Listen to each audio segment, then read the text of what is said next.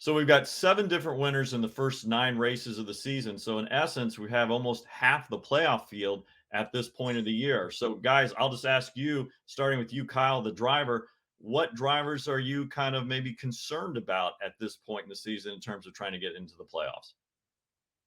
That's a good question. I said it a couple weeks ago. I'm concerned about the SHR drivers, all of them. I think Kevin's done a really solid job of putting his car and he and Rodney have putting that car back in contention to win. And Martinsville is Martinsville, and that's all I can say.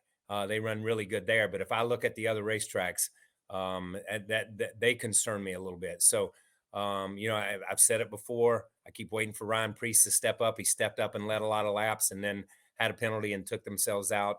Eric Almirola run a pretty solid race, but you look at Chase, and Briscoe, they run a pretty solid race up there. But where have they been at other times? So I'm a little bit concerned about how they run.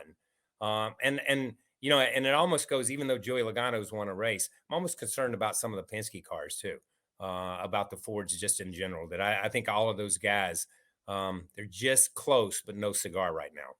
Well, it's pretty simple in my mind. If you haven't won a race, you better have concern. I think you have to think it's going to take a race win. Will it? Probably not.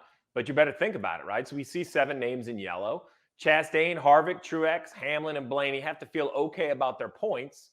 But anything behind Blaney, man, you better think win. Even Blaney, even Hamlin, as good as they have run at times, you better think win. If we think you're going to get 2 or 3 on points, there's 3 of them ahead of them on points already. Because when you go to the second page, right, look at this. We're going to Talladega. Well, Bubba's won there before, right? We've seen Justin Haley win at a Speedway. Eric Jones has won at a Speedway. Dylan. Don't look all the way at the bottom there. Chase Elliott. He could win not just at Talladega, but basically every race from now until the playoffs begin. So very simply, Dustin, if you haven't won, you can't feel very good about it. I'm not saying we're going to have 16 winners, but as a competitor, you better think we're going to. And listen, and Steve brings up a great point. We look at that last page. There's probably more guys you would pick for the win at Talladega off that page than you would pick off the right side of the column when we were going through the points.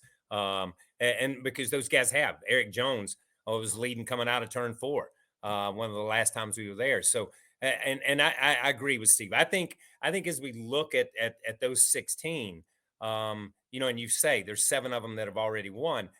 Man, we saw it get close last year. If you're only 1 or 2 points or 1 or 2 positions out of the win, if you're Chastain or Hart, if I'm Truex, I might be worried at this point in time. If I'm Denny in 11th, I might be worried at this point in time because we believe that the 9 car of Chase Elliott's going to win a race. We believe that some of these guys, Bowman's going to win a race. Some of these guys back here are going to win races. So they're going to leapfrog you. And when they start leapfrogging you, that 12th or 13th place in points or that 9th or 10th place in points is not as comfortable. Let me ask you both, you guys, how much of a sense of urgency should Chase Elliott have not in getting into the playoffs? You guys talk, you guys expect him to make the playoffs, but for the number 9 team, it's not about making the playoffs. It's about winning a championship. And the races that he's missed, the playoff points that he's missed, and how fewer opportunities he has to get playoff points. How much of a concern, or how much of a sense of urgency should that team have? And I'll start with you, Steve, since you've been at the Hendrick camp. What might that be like for Alan Gustafson and those guys? It's business as usual. I think changing the way that they've blueprinted their success would be the wrong approach. Let's think back to his championship year. While he didn't have an injury, he definitely had a slow regular season that picked up in the playoffs. In the media, we talk about what do they need to do different. Great competitors don't do anything different. They show up, they're consistent, and they're consistent week in and week out. Their preparation's consistent week in and week out. And that's what the 9 has built on. You can't go back for the last few weeks that he's been out because of this left leg that he injured. You just can only look ahead. And I think if the 9 does anything other than be themselves all summer long, then they're going to force themselves into a position they may not want to be in. And so I think that they're not going to be concerned about it. Now, put a little asterisk. That's assuming you find a win in the next 6 or 7 races.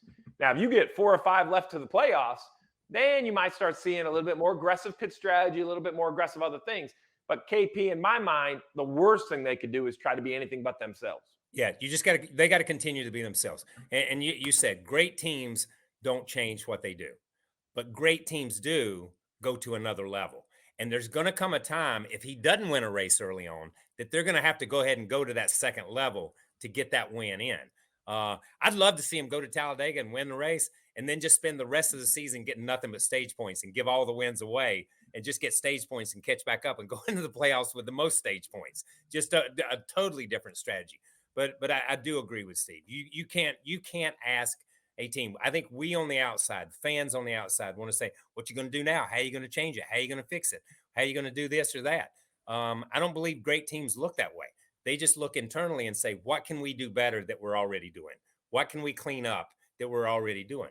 And that's how they get to another level, and that's how they become great teams, like Chase and Alan Art. They've won a championship together, so I don't see that they have a plan B. You don't need a plan B when plan A puts you in victory lane. So you mentioned, Kyle, about the potential of Chase Elliott winning this weekend. Okay, it's time for picks. So what do you think? Are we going to see Chase Elliott, or who's your pick to win this weekend at Talladega? So my pick to win this week at Talladega, and continuing in some of this crazy plate racing or speedway racing that we have now. My pick this week is going to be Daniel Suarez. I'm going to go way out in left field here and say that this is a team that needs to win. This is a team that needs to do something other than on a road course and some of these other places. He sees his teammate run up front, so I think Daniel's going to they'll put themselves in position to win. Well, this is going to be a bit shocking, but I'm going to have it a battle of two Toyotas. It's going to be between 0-75 at the Speedways, Martin Truex Jr. and Denny Hamlin. Denny Hamlin a couple weeks ago called his shot, says we're going to go on a run for the next 6 weeks. So I think he's going to be the guy to beat, but I'm going to go sentimental. Why not Martin Truex Jr., 0-75 at the Speedways? We know he's getting to the twilight of his career. I think we'd all love to see him break through.